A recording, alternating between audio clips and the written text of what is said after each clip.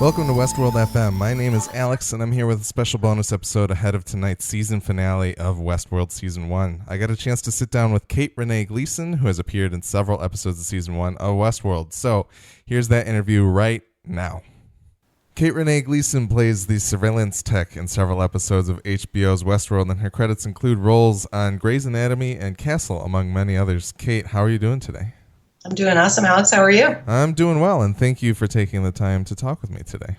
Of course, my pleasure. So just to get a little bit on you, I know that you kind of grew up a little bit here in Michigan, and then you ended up in Philadelphia. Is that correct? Yeah, I went to high school in a suburb of Philly, and then I went to college in Virginia. I was in New York for about 5 years, and I loved New York, but I knew I'd have to come out to LA because back then they weren't doing a lot of TV and film stuff in New York. So I've been in LA for about 12 years now, but I still go back to Michigan a couple times a year. Okay, awesome. Welcome to the Midwest Podcast Network. Exactly. So I also saw that you started acting and singing in high school. Did you have any favorite roles when you were in high school that you played? Looking back, it's funny. I didn't love doing this show when I was actually doing it, but looking back, I had a lot of fun doing Bye Bye Birdie. I played Kim McAfee. I don't know if you're familiar with that show, but she's like this kind of like cheerleadery type, like 1950s girl, and that's kind of opposite of me. But looking back, I had a lot of fun doing it. I was pretty stressed at the time, because you're a kid and your friends are all watching you and listening to you sing. But looking back, I was like, that was actually a really fun show. And Guys and Dolls was also a really fun show to be in, but I was just in the chorus on that one. So okay, yeah. It's always interesting when you're in high school trying to push yourself out of those boundaries a little bit. Yeah, and we didn't have, where I went to high school. Actually, I don't know if you know Melanie Mayron. She was on a show called 30 Something for a long time, and she's now a director in a lot of television. And she actually went to my high school, and it's funny because our high school didn't have a lot of funding for the arts. And I remember the big deal was that she came back and did a talk with us one day, the 10 people in the theater department. So that was the exciting moment of my of my upbringing. That's awesome. The only legend around here in Michigan that I know of, at least in my parts, is that I think Booger from Revenge of the Nerds went to high school here. So, well, Jeff Daniels does live kind of close. So yeah, that's true too. That's true too. And now there's me, Alex. I mean, come on. Absolutely, absolutely. So yeah, I guess let's get into Westworld a little bit here. So from what I understand, the pilot of the show was filmed 2 years ago. So yeah. You're in episodes 4, 6, and 8. Can you talk about how the timeline of when those were made? Well, I don't know a whole lot about it, but yes, the pilot, who actually a friend of mine was in the pilot, I think he ended up getting cut out, but I remember him shooting it a while back. And then when they called me to do an audition for it, it was I think it was a year later. And I actually shot episode 4 last fall. I think it was in October. Okay. Maybe November. And then originally it was just slated to be a 1 episode thing, and then they brought me back in for episode 6, which I think was in November or December. Okay. And episode 8, I didn't actually go to set. I did looping in the a voice booth for the sound, and they used clips from another episode. I hope I don't get in trouble for saying that, but since the episode aired, who cares? But yeah. That's why you only hear me really in that episode. You don't really see. I think you see the back of my head because they clipped from another episode. But I do know that they took, when I was shooting in the fall, they told me that they were already a few months behind. Yeah. And they were supposed to wrap shooting all of the episodes by the end of the year. So since they were on episode 4, I knew that wasn't happening. Yeah. Yeah. And then I heard that they, I read in the trades that they had taken a break at the beginning of the year to rewrite or rework the last couple of episodes. I also think there's a lot of scheduling issues when you're working with huge stars like, Anthony Hopkins and Ed Harris. And, absolutely. It's insane trying to schedule those people. If you're going over schedule and you can't go to your original calendar, you've got to accommodate all of them. So does that help? No, and not to mention that, but also the show kind of strives a little bit on the Groundhog Day effect of you're seeing the same thing with little minute differences in between each take. So the idea that they kind of have to go back and refilm the same scene months later and match everything. That's pretty insane. And that's there's some people working really hard making sure that matches. The continuity people are like, they are bomb on that show. Because I don't know if you feel like it, but when I watch it, I'm like, wow, it's exact. Like every hair is in place and everything else. Absolutely. And then that's one of the things we'll maybe talk a little bit about the theorizing about the show later, but I think that's one of the things is that people are like, man, the continuity people are so good here that if there is anything that's just a little out of place, it's making people kind of doubt everything about what they're thinking. So that's awesome. And then this is a Nolan and Abrams project, so I'm sure that production is pretty secretive, but can you talk to whether or not you received like a full script, or did you just kind of get your lines, or how did that go? Yeah, it was so secretive. I literally had no idea what was happening. I had actually seen the original movie, which Michael Crichton was the first thing he ever directed back in, like, I think 73 or something like that. Yep. Wow, I knew that. Amazing. Can you tell I'm a trivia nerd? Anyway, I had seen the movie, so I had an idea of what the concept was. But when I went in for the audition, I literally had my lines, and who ended up being, Stubbs, Luke Hemsworth, had his lines, and that was it. And they would not give a script to anyone. Anything that was in the scene that didn't have to do directly with me was blacked out or was cut out. Wow. So you show up to set, and you in a way it's fine. When you're doing a role like mine where you're there to service the main cast, it's not that big of a deal. But it is, you did like start to wonder. And in a way I was grateful, because the more you know, the more likely you are going to let something slip. And that's a big problem these days because, people post everything everywhere. And you can get fired, no problem, for putting the wrong thing out in the world and letting people know things. So, and even when I went in to do not just the looping I had talked about for episode 8, but also ADR for some things in the other episodes that were unclear or needed to be redone, dubbed and post. They were joking about, we're going to have to put your blinders on because you have to watch yourself on screen to match your lip movements, to say the words. Yeah. But they were joking about, we're going to put your blinders on so you can't see what the final cut looks like. You might get in trouble. I mean, they were kidding, but only half kidding, because everything was tied down so tight. Yeah. Yeah, that's great. So my next kind of follow-up question was, did you have to sign any kind of non-disclosure agreement about any of that, or can you talk about that? Or they never actually made me sign anything. However, on a show like this, actually, I'm pretty tight-lipped about everything I do because it's just not worth the risk to me to blab about it. Like, you'll see it eventually anyway, and I'd rather have people see it on the screen than have heard me already talk about it. I like the element of surprise. So, like, even a commercial I didn't tell anybody what was happening in that, because I just want people to have the experience of their own. But yeah, I didn't have to actually sign anything, but they did send documents, outlining the fact that we were not allowed to post anything on social media. There were no phones allowed on set because no cameras. Yeah. Like I had to leave everything in my trailer, which was, fine for me, but that's kind of unusual. Usually they'll at least let you bring your phone to set in case you have downtime. So they were very, although they didn't make me sign anything, they were very clear that you better behave yourself. Yeah. And I was fine with that. That makes sense. And like you said, if they're blacking out lines in the script, then they're trying to do that job without needing you to sign anything, Yeah. Well, and they did have us they did send, like, I think through my manager, they sent a document saying, you understand that you will not, blah, blah, blah. So they did have a document, but I don't think I actually signed anything. Yeah. Just an NDA agreement, I guess. Okay. But again, for me, it's no problem because I don't post anything until the day of something airing. Yeah, that's good. And especially with HBO, the Game of Thrones rumors of let's see who's in Ireland today. And then they're like, they must be back this season. People are crazy. Exactly. Well, I mean, you love the fan base because everybody gets so excited, and that generates up the show keep going. But as an actor, I don't want to mess with any of my possible future stuff. So yeah, that makes sense.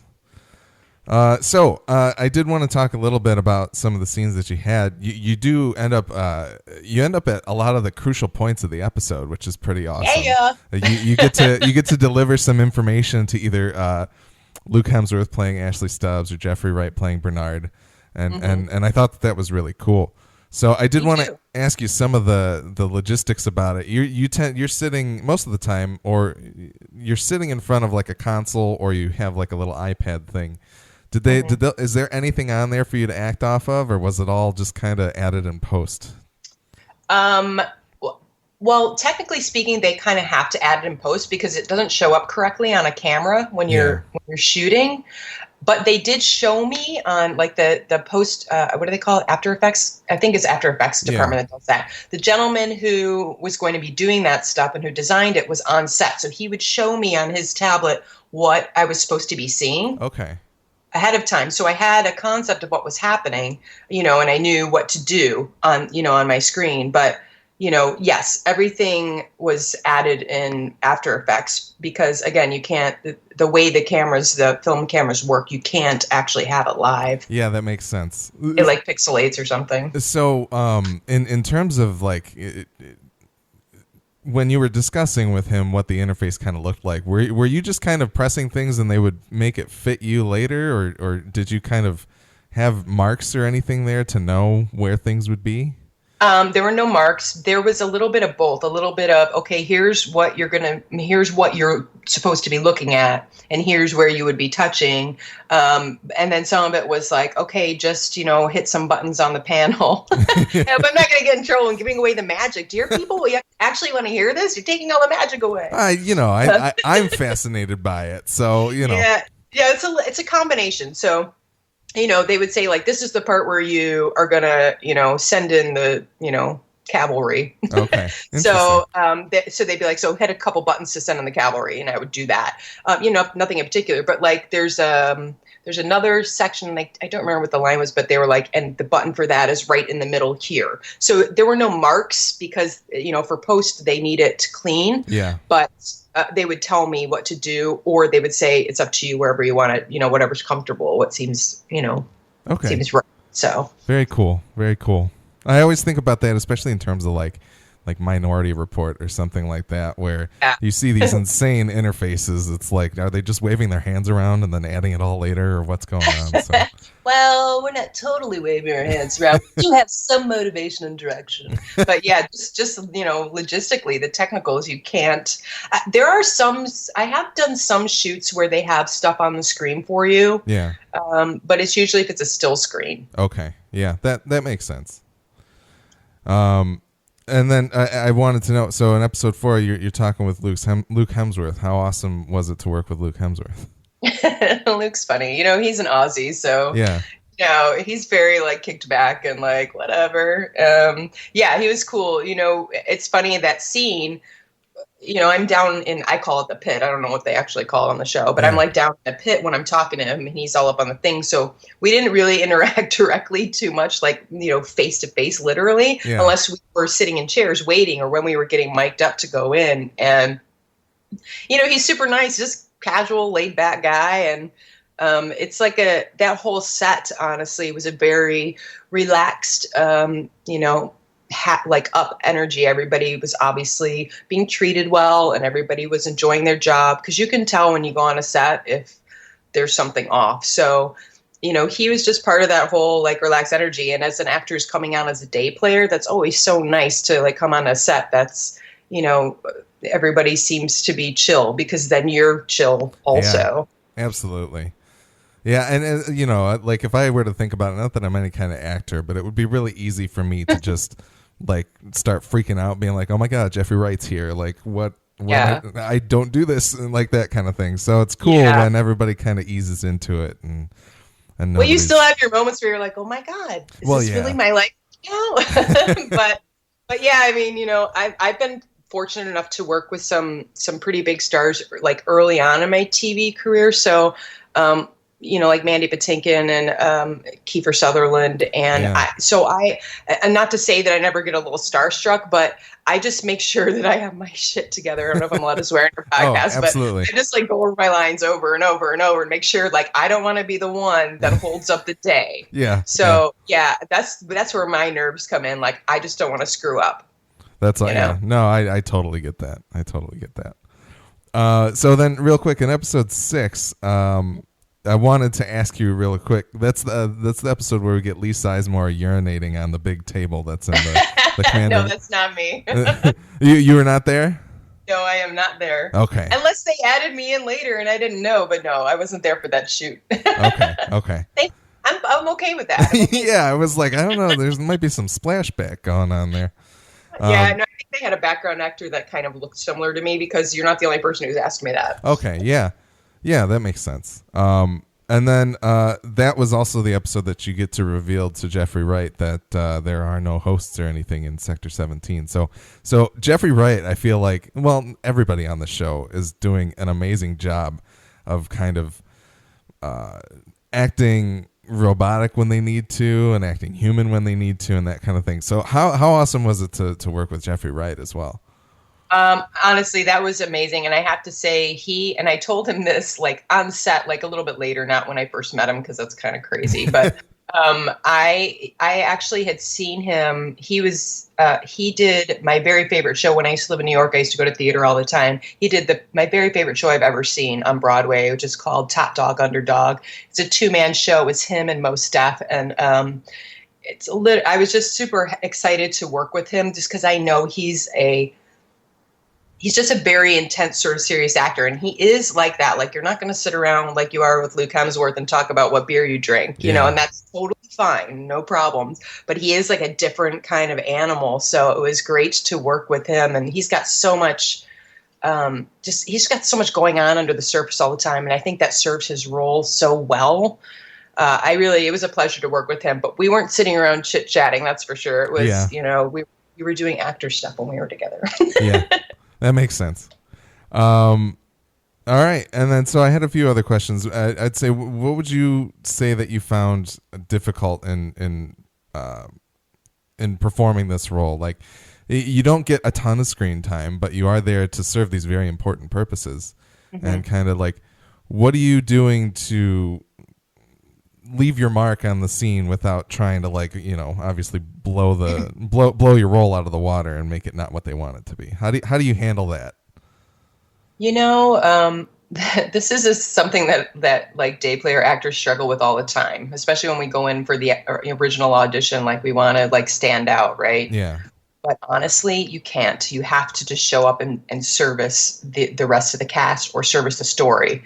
So all I do is, you know, like I said, make sure that I'm not the one that's holding up the show. I know what's going on for me and my character in the scene, and I understand as much as I can what my relationship is with, you know, the people I'm working with. Like when I did that scene with Jeffrey Wright in episode 6, I knew he was kind of a boss of mine, but I didn't know what our relationship was. So I kind of generated my own history and background for it to hopefully, you know, kind of fill in the underneath gaps so that when we spoke, there was something else there, not just me saying lines and him saying lines. So for me, that's really all I feel like I can do as an actor when you're doing a role like that, is to, you know, establish for yourself what you think is important. And just feed that into your lines. But if you do anything crazy, they're going to fire you. They will fire you. Like, why is that guy still staring at the camera? Like, pretty much. That's awesome. Yeah, and I assume it's like with what you said, with all the lines being blacked out, it's kind of hard for you to inform that with anything that they're giving you anyway. So you have to kind of, I suppose that's the real skill, is making it feel real while not, with the huge lack of information that you have. Yeah, well, and even especially on a show like this that A, hadn't aired yet, and B, there were no real, like the promo reels were like, there was nothing in them. So, yeah, you know, I couldn't, usually if you go in for a show that's been airing, you can like watch an episode and be like, oh, okay, Jeffrey Wright plays this guy and this is what he does in the show. And so you know who you're working with. But on a show like this, it's brand new and you can't get the script. You're really kind of, you know, mining your own actor stuff to put something in there and hope that it's the right thing. And if you have a good director, which we had great directors, there were, I think, a different director in every episode. There was a different director on my episodes, but they're all, you know, they're all top of their game and they know what they're doing. So if you're going the wrong direction, they'll just say, okay, hey, you know, let's tweak this a little bit. But Does that make sense? No, absolutely. Sometimes absolutely. I start talking about actor stuff and like I go off a trail and then I'm like, I have no idea if I just answered your question. No, absolutely. I think so. So then, did you have any particular favorite experience on the set that you look back fondly on working on Westworld, other than the idea that you're working on Westworld in the first place? I have something funny. I probably shouldn't tell this. I don't think it'll matter now, but because it's already aired. But I was in. I wouldn't say this is a favorite moment, but it's just kind of entertaining. Yeah. I was in the hair and makeup trailer, getting my hair and makeup done. Hey, and I looked over, and there was just all this. You can cut this out if you want. It might be too much. There was all this like fake hair and stuff over, and then I was like, what's going on over there? And the woman who was working on me said, "Oh, we're making all of the merkins for the next scene." And I don't know if you know what a merkin is, but if you don't, it's like a toupee for your privates. Yes. That's a very eloquent way to put that. I'm just sitting next to a bunch of merkins. It's cool. It was just funny, and she's like, "Don't mind those. We're working on them in between." I thought it was hilarious. But really, my favorite part of working on the show was just what I've kind of said already is that the set was just so nice, and everyone was so good at what they're doing, and obviously having not an easy job, but it was an easy vibe, and everybody. It's like Sidney Lumet used to say, everybody was making the same show. So everybody was on board, and the right hand was shaking the left hand, and it just felt like a well-oiled machine. And for a show that was in its first season, that's pretty amazing. And I think it's just because they hired really exceptional people to work on the show, and that makes such a difference. Yeah, you got seasoned people, Brian Burke and J.J. Abrams. Not only that, but then Jonathan Nolan and Lisa Joy. Like everybody there. I think everybody would be like, I would love to work for those people. So totally, and both of them were on set. Jonathan and Lisa were both on set and like introduced themselves to me, which may sound normal, but it's not. Like normally you don't. They sit over in Video Village and watch the stuff, but they actually came by my trailer and said hello, and I thought, this is like, I love it. This is what I want my career to look like for the rest of the let's keep doing this. It's really great. It was like, even though it wasn't like a family, you could feel like the sense of community and everybody just trying to make an awesome show. And I feel like it worked. Yeah, I would say everybody pulled it off. It's pretty spectacular. Yeah. So I guess that's my final question in terms of, are you keeping up with the show? I am. Okay. Mm-hmm. So just so everybody understands, I don't know exactly when this episode's going to be out, but we have not yet seen the finale, and I wanted to ask you if you could confirm or deny whether or not you are in episode 10. I don't think I'm supposed to say, but on IMDb, it does not say that I'm in episode 10. Okay, that's a very diplomatic answer that you just gave. I try. All right, and so I had a few fun questions for you. I wanted to know, if you were visiting Westworld, do you think you'd be more of a William White Hat good guy or a Logan Black Hat bad guy? Oh, man. Can I be both? Yeah, I'm somewhere in the middle. I think I'd be a little bit of both. I think, I'm probably in my life, like I'm more of a white hat kind of person. Yeah. But, a little debauchery now and again is not so bad. In terms of like killing people, that's probably not my jam. I am from Michigan, so I can shoot a gun quite well, but It's not what I choose to do personally. Yeah, so I think maybe, white hat and a little debauchery on the side. That makes sense. The park's going to seduce you in some way. Exactly. Yeah. So, and then I wanted to know if you were a host in Westworld. Just theoretically, I'm not saying this is true or that you are or anything in the show, but if you were, what would you want your storyline to be, or what kind of purpose would you want to serve in the park? Oh gosh, you know what? To be perfectly honest, and I hope you don't think this is a cop-out, but I would hope that they would totally surprise me the way they have with like everybody else. I mean, if you see like Evan Rachel Wood was basically like, every time I thought I knew it was happening, I would get my script and it would not be what I thought it was. Yep. I feel like for me that would be super fun. So call it a cop-out if you want, but I don't know. They're so much more imaginative than I am. I just show up and do the lines. Like, let them take. That makes sense. I remember reading shortly after we found out that Bernard was a host that I think they told him after the pilot. And that's Yeah. when Oh, I'm sure. yeah, I'm sure. I don't think maybe they didn't know. I mean, maybe they did know. Who knows? yeah, I don't know how they're working that. Who knows their long-term plan? Sometimes, writers have it all laid out for like seasons. yeah. And then sometimes they're like, well, let's see how it goes. And I respect that so much. Absolutely. And yeah, and then even like you said, with the little bit of a delay that they took, they were probably constantly working on stuff to figure out what would work best. So. Oh yeah, I think that's definitely why they took that. They took that hiatus. I mean, it said they were reworking the last 3 episodes, and I'm sure maybe they had a bunch of. I mean, this is just me guessing, but I'm sure they'd had a bunch of ideas about how it was going to wrap in the season, and then they decided, which way to go. You start doing stuff, and you figure out what works and what doesn't, and then it just kind of. Just like life, Alex. Just like life. Absolutely. So I had 2 other questions for you. They're hard questions, so I understand if you don't have a great answer for them, or if you want me to throw them out completely. But I wanted to know. What if I have a great answer? Do I get a gold star? Oh, absolutely. All right. Lay on me. I'm ready. If somebody asked me these questions, I would probably just melt, and then I don't even know what I would do. But what would you consider your dream role as an actor? Man, I'm going to reference like a role that you won't know because I don't think the movie's out yet. I just saw a screening yesterday of Manchester by the Sea. Okay. Which is a Kenny Loggins film with Casey Affleck and Michelle Williams. And I don't want to give much away about the movie, but Michelle Williams has this. It's a pretty small role, honestly. Yeah. It's just so meaty.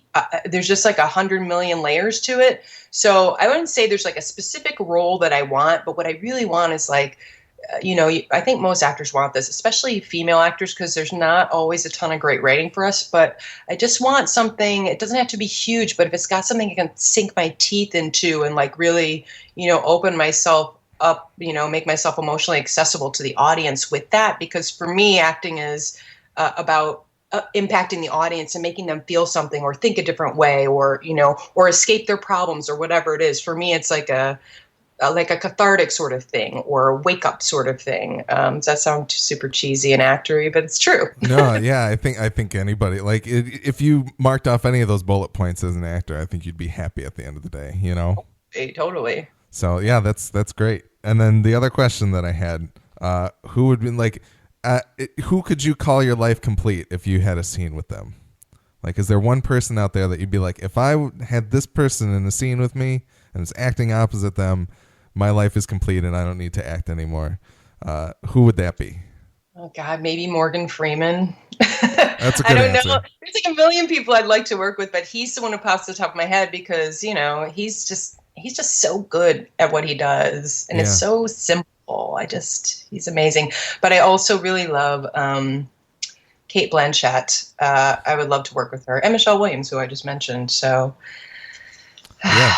I can't narrow it down to one, Alex. I'm sorry. That's all right. That's all right. Well, the correct answer was Anthony Hopkins, but that might actually happen. Hopefully. Well, I don't want to accidentally reveal something, Alex. And what if I did? I don't know. I don't know. Well, I'm just saying, I don't know what's going to happen tonight, but hopefully at some point you get that Anthony Hopkins moment because that would be amazing.